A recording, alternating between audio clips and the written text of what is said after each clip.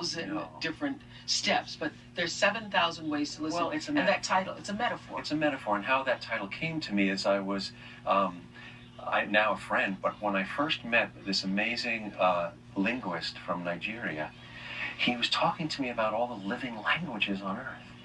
And he said there are 7,000 ways to speak. And it was delightful to meet him. We become friends. And I went home that night in the quiet, and I was going to sleep, and my wife Susan and our dog Mira were breathing next to me. And I had this obvious revelation. I said, well, if there are at least 7,000 ways to speak, there have to be 7,000 ways to listen. And that gave me a way into the book. That's a beautiful, beautiful, beautiful metaphor.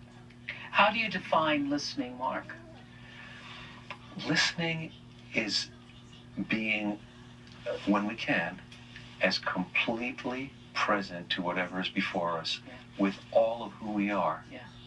With all of who we are. Yeah. That's what you mean by 7,000 ways. Yeah. Yeah. And we never know which way will touch us. You know, one of the things, and this also metaphor that I'll share now speaks about spiritual traditions too, because I think we always have, but we spend too much time arguing over the primacy of one path over another. When who is correct, who's correct. And when we need everyone. We need everyone. So in nature, in spring, you think of how it takes thousands of insects and birds to pollinate all the different flowers and plants. Each one is born with an inclination to a particular pollen that they then bring.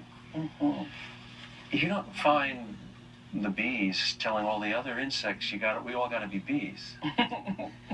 And this is the way it's done. Right. Yeah. And so only when we do that do we have spring. And likewise, I feel like we need every spiritual path to create the human spring. So we need to listen for what calls to each of us. So being able to listen means really being fully present in the moment. I mean, not only do we seem to be listening less, we don't even hear each other. The distractions of our daily world.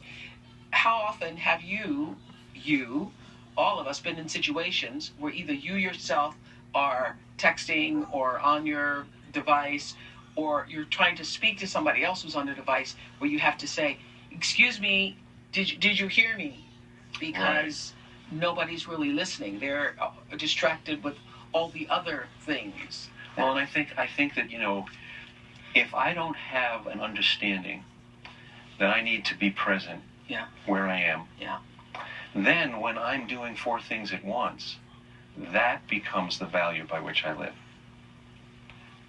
That becomes the way I start to see that as what I need to adhere to. Yeah. Then you start to feel less than if you're not doing 4 things at once. Right. Oh, because I got to multitask. I've been in conversations with people like that. Well, I can't just do one thing. I'm a great multitasker, they say.